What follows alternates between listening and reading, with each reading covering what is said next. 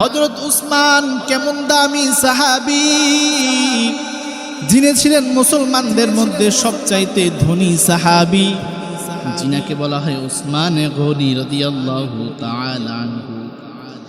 ইসলামের জন্য নিজের সমস্ত অর্থ সম্পদগুলো বিলিয়ে দিয়েছেন। আল্লাহর নবী যখন মক্কা থেকে হিজরত করে মদিনায় আসলেন, মদিনায় আসার পরে নবীজি আগে নিজে থাকার জন্য ঘর বানান নাই, সাহাবাদেরকে থাকার জন্য ঘর নির্মাণ করেন নাই। নবীজি সর্বপ্রথম মক্কা ছেড়ে মদিনায় আসার পরে আল্লাহর ঘর মসজিদ নির্মাণ করেছেন। নবী মক্কা থেকে মদিনায় আসলেন, মসজিদ নির্মাণ করবেন, তবে মক্কায় মুসলমানদের বাড়িঘর আছে, মদিনায় কারো বাড়িঘর নাই। নবীর সাহাবীদের অর্থ সম্পদ মক্কায় আছে, মদিনায় কোনো সাহাবীর অর্থ সম্পদ নাই। মসজিদ যে নির্মাণ করবেন, মদিনায় তো কোনো সাহাবীর কোনো জায়গা নাই, কার জায়গায় মসজিদ নির্মাণ করবেন? মদিনার সব জায়গার মালিক হলো ইহুদিরা। আল্লাহর নবী মদিনার ইহুদিদের নিকট গেলেন, গিয়ে বললেন, রে ইহুদি ভাই, তোমরা আমার নিকট কিছু জায়গা খরিদ করো, যেখানে আমি একটা আল্লাহর ঘর বানাইতে পারি। ইহুদিরা আল্লাহর নবীর নিকট জায়গা বিক্রি করতে রাজি হলো না। নবীজি বললেন, তোমরা যদি চাও আল্লাহর ঘরের জন্য জায়গাটা দান করে দিবা, যদি তোমরা দান করতে পারো, বিনিময়ে আমার আল্লাহ তোমাদেরকে প্রতিদান দিবেন। ইহুদিরা দান করার জন্য কেউ রাজি হলো না, বিক্রয় করার জন্য কেউ রাজি হলো না। আল্লাহর নবী পেরেশানির মধ্যে পড়ে গেলেন। একজন ইহুদির জায়গা রাসূল সাল্লাল্লাহু আলাইহি ওয়াসাল্লামের নিকট পছন্দ হয়েছেন, যেখানে বর্তমানে মসজিদে কুবা যেটা আছে, ওই মসজিদের জায়গাটা একজন ইহুদির। আল্লাহর নবী ওই ইহুদির নিকট বারবার জায়গার জন্য গেল, ইহুদি জায়গা দিতে রাজি হলো না। নবীজির মন খারাপ। নবীর সাহাবী উসমানে গনি রাদিয়াল্লাহু তাআলা আনহু নবীর নিকট এসে বলেন, ওগো রাসূল, মক্কা ছেড়ে মদিনায় আসলেন, এজন্য বুঝি আপনার মন খারাপ? আল্লাহর নবী বলেন, উসমান, এই জন্য আমার মন খারাপ না। মক্কায় আল্লাহর ঘর বাইতুল্লাহ রেখে মদিনায় এসেছি, মদিনায় যদি আল্লাহর ইবাদতের জন্য একটা ঘর বানাইতে পারতাম, আমার দিলটা শান্তি হয়ে যাইত। আমাদের তো কারো জায়গা নাই, ইহুদির কাছ থেকে জায়গা চাইলাম, ইহুদিও দিল না। হযরত উসমান নবীজির কথা শুনে ইহুদির বাড়িতে চলে গেলেন, গিয়ে বললেন, ইহুদি ভাই, আপনার এই জায়গাটা আমাদের মসজিদের জন্য খরিদ করতে চাই, কত টাকার বিনিময়ে আপনি এই জায়গা মসজিদের জন্য দিবেন? যেখানে বর্তমানে কুবা মসজিদ, ওই মসজিদের জায়গার কথা বলতেছে। হযরত উসমান বলেন, ইহুদি ভাই, কত টাকার বিনিময়ে জায়গাটা খরিদ করবেন? ইহুদি সুযোগ পেয়েছেন, মক্কার সবচাইতে ধনী মানুষ আমায় বলতেছে কত টাকার বিনিময়ে জায়গা দিব, এই সুযোগ তো মিস করা যায় না।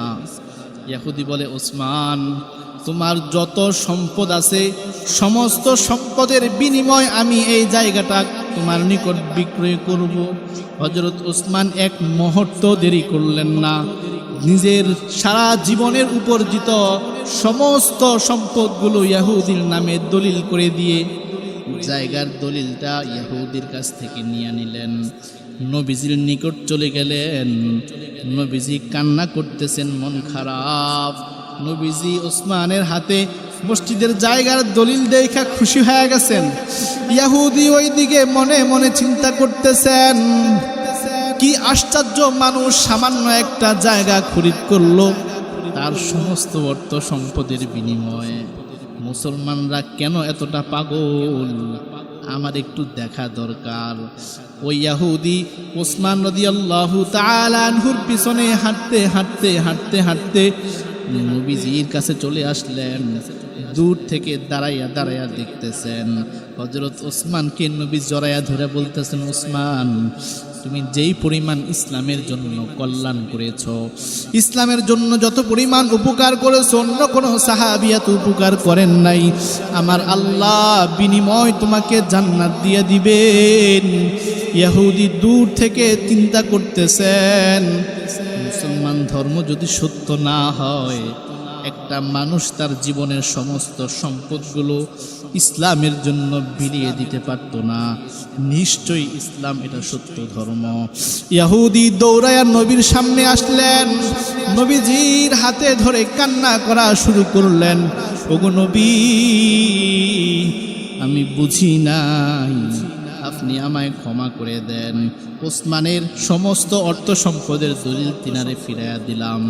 মসজিদের জায়গাটা আমি একা আল্লাহর রাস্তায় দান করে দিলাম। কারো কোনো টাকার প্রয়োজন নাই, এই মসজিদের জায়গা আমার পক্ষ থেকে দিয়ে দিলাম। আপনার হাতে কালেমা পড়ে মুসলমান হয়ে গেলাম।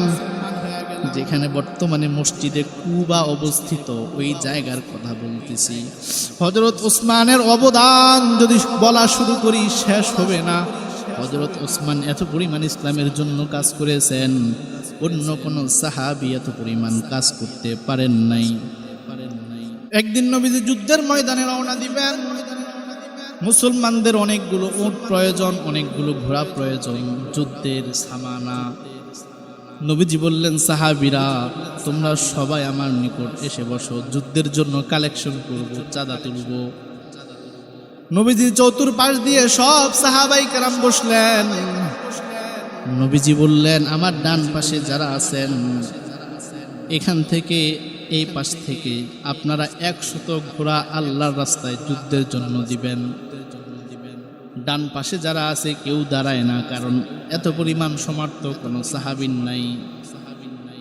হযরত ওসমান গনি ডান পাশ থেকে দাঁড়ালেন, দাঁড়ায় বলে, ইয়া রাসূলুল্লাহ, আমি 100 ঘোড়া আল্লাহর রাস্তায় যুদ্ধের জন্য দিব। নবীজি বললেন, আলহামদুলিল্লাহ। নবীজি বললেন, আমার সামনে থেকে যে কোনো একজন সাহাবী দাঁড়ান, অথবা সবার পক্ষ থেকে আপনি একজন দাঁড়ান। সামনে যারা আছেন আপনারা 100 ঘোড়া আল্লাহর রাস্তায় দান করবেন যুদ্ধের জন্য। নবীজি তাকায় দেখলেন কোনো সাহাবী দাঁড়ায় না। হযরত ওসমান ডান দিক থেকে সবার পিছন দিয়ে হেঁটে হেঁটে বাম সামনের দিকে এসে দাঁড়ায় বললেন, ইয়া রাসূলুল্লাহ, সামনের দিকের সাথীদের পক্ষ থেকে আমি 100 উট আল্লাহর রাস্তায়, 100 ঘোড়া আল্লাহর রাস্তায় যুদ্ধের জন্য দিয়ে দিলাম। নবীজি বললেন, আলহামদুলিল্লাহ। এরপরে আল্লাহর নবী বলেন, আমার বাম পাশে যে সমস্ত সাহাবীরা আছো, তোমাদের পক্ষ থেকে যুদ্ধের জন্য 100 উট অথবা 100 ঘোড়া তোমরা লেখাও, কে দিবা? নবীজি তাকায় দেখে কেউ দাঁড়ায় না। হযরত ওসমান সামন দিক থেকে বাম দিকে আস্তে আস্তে হেঁটে হেঁটে এসে বাম দিকে দাঁড়ায় বলে, ইয়া রাসূলুল্লাহ, যুদ্ধের জন্য বাম পাশের সাহাবীদের পক্ষ থেকে আমি ওসমান 100 ঘোড়া দিব। আল্লাহর নবী খুশি হয়ে গেলেন, বললেন, আলহামদুলিল্লাহ। নবীজি বললেন, আমার পিছনে যারা আছো তাদের মধ্য থেকে 100 ঘোড়া অথবা উট যুদ্ধের জন্য দিবা, কে? দাঁড়ায় নাম বলো। পিছন থেকে কোনো সাহাবী দাঁড়ায় না।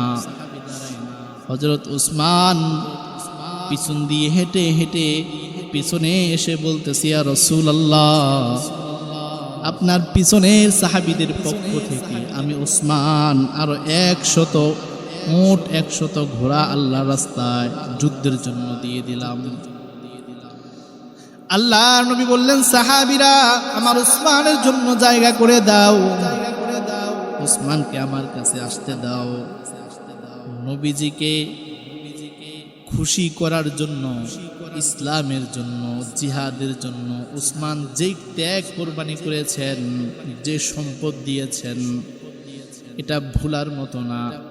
ওসমান সামনে আসলেন, নবীজি ওসমানকে জড়ায়া ধরলেন, ধরে বললেন, ওসমান, প্রত্যেকটা নবীর জান্নাতে একটা বন্ধু থাকবে, আর আমি মুহাম্মদ সাল্লাল্লাহু আলাইহি ওয়াসাল্লামের জান্নাতি বন্ধু হবে তুমি ওসমান, তুমি হবে আমার জান্নাতি বন্ধু। কি পরিমাণ সম্পদ আল্লাহর রাস্তায় ইসলামের জন্য হযরত ওসমান কোরবানি করেছেন। কি পরিমাণ সম্পদ হযরত ওসমান ইসলামের জন্য দিয়েছেন। মক্কা থেকে যখন হিজরত করে মদিনায় আসতেছেন, মক্কার এমন কোন বেঈমান নাই যে বেঈমান ওসমানের ভূমি দখল করে নাই। হযরত ওসমান সমস্ত সম্পদ রেখে তো চলে আসছেন, মক্কার সমস্ত বেঈমানরা একজনও বাদ নাই যার দখলে হযরত ওসমানের জায়গা ছিল না। এত পরিমাণ সম্পদ আমার আল্লাহ ওসমানকে দিলেন। এজন্যই তো যখন আল্লাহর নবী মদিনা থেকে মক্কায় রওনা দিয়েছেন, সর্বপ্রথম মদিনা থেকে মক্কাতে হযরত ওসমানকে পাঠাইছেন। কারণ মক্কার এমন কোনো মানুষ নাই যে ওসমানের সম্পদ দখল করে নাই। ওসমানকে দেখলে তারা কেউ কিছু করবে না, ওসমানকে দেখলে তারা কেউ ওসমানের গায়ে হাত তুলবে না, ওসমানকে সম্মান করবে। হযরত ওসমানের যে অবদান ইসলামের জন্য এটা ভুলার মতো না। হযরত ওসমান গনি রাদিয়াল্লাহু তাআলা আনহু, যিনাকে বলা হতো জিন্নুরাইন, নবীজি ওসমানকে বেশি মহাব্বত করতেন, যার কারণে নিজের দুইটা মেয়েকে হযরত ওসমানের কাছে বিবাহ দিয়েছেন। হযরত ওসমানের কাছে নবীজির দুইজন মেয়েকে বিবাহ দিয়েছেন। এতটাই মহাব্বত করতেন। হযরত ওসমান হলো এই উম্মতের তৃতীয় নম্বরে জান্নাতি সাহাবী। এক নম্বরে আবু বকর, দ্বিতীয় নম্বর ওমর, তৃতীয় নম্বরে ওসমান। ওসমান ৩ নম্বরে জান্নাতে প্রবেশ করবেন। এ জীবনে না করিলাম বন্দেগী, গুনাহ করে কাটাইলাম জিন্দেগি, গুনাহ করে কাটাইলাম জিন্দেগি। তওবা করে আবার তওবা ভাঙিলাম,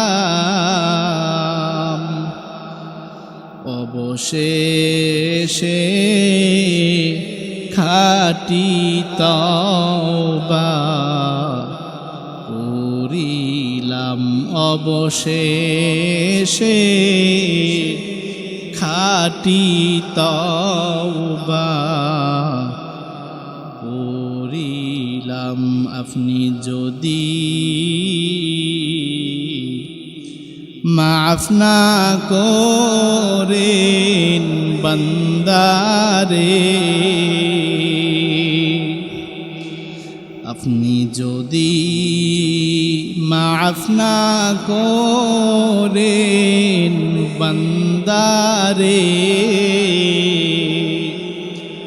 আপনার বান্দা যাবে কার ধারে, আপনার বান্দা যাবে কার ধারে।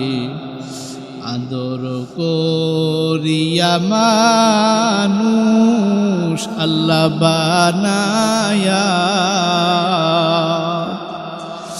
আদর করিয়া মানুষ আল্লাহ বানায়া, কেমনে দিবা জাহান্নামে ফালায়া, কেমনে দিবা জাহান্নামে ফালায়া। বান্দা যখন জাহান্নামে জ্বলিবে, বান্দা যখন জাহান্নামে জ্বলিবে, আল্লাহ আল্লাহ আপনি কেমনে সহ্য করিবেন, আল্লাহ আপনি কেমনে চাহিয়া দেখিবেন, এ জীবনে না করিলাম বন্দেগী, গুনাহ করে কাটাইলাম জিন্দেগি, গুনাহ করে কাটাইলাম জিন্দেগি। ওরে মুসলমান বাবারা, জীবনে এমন কোনো গুনাহ নাই যে গুনাহ তুমি করো নাই, আমি করি নাই। আমার এত পরিমাণ গুনাহ করেছি, পাহাড় সম পরিমাণ গুনাহ করে ফেলেছি। আমার আল্লাহ যদি চায় তোমার আমার পাহাড় সম পরিমাণ গুনাহ ক্ষমা করে দিতে পারে। আমার আল্লাহর দিলের মধ্যে দয়া মায়ার কোনো অভাব নাই। তুমি মনে করেছো তুমি গুনাহ করেছো, তোমার গুনাহের খবর কেউ জানে না, আল্লাহ জানে। তুমি গুনাহ করেছো, তোমার ভাই দেখে নাই, তোমার বাবা দেখে নাই, তোমার মা দেখে নাই, তোমার স্ত্রী দেখে নাই, তোমার স্বামী দেখে নাই, তোমার সন্তান দেখে নাই। আল্লাহ তোমার গুনাহ দেখছেন, আল্লাহ তোমার গুনাহটা গোপন করে রাখছেন। তুমি যদি আল্লাহর দরবারে খাস দিলে তওবা করো, আমার আল্লাহ যেভাবে গুনাহটা গোপন রাখছেন ঠিক সেভাবে তোমার জিন্দেগীর গুনাহটাও ক্ষমা করে দিবেন। এই জন্য বলি বাবা, গুনাহ জীবনে কত করেছো, আমার আল্লাহর দরবারে তওবা করো। আমার আল্লাহর দরবারে তওবা করলে আমার আল্লাহ তোমায় নৈরাশ করবে না।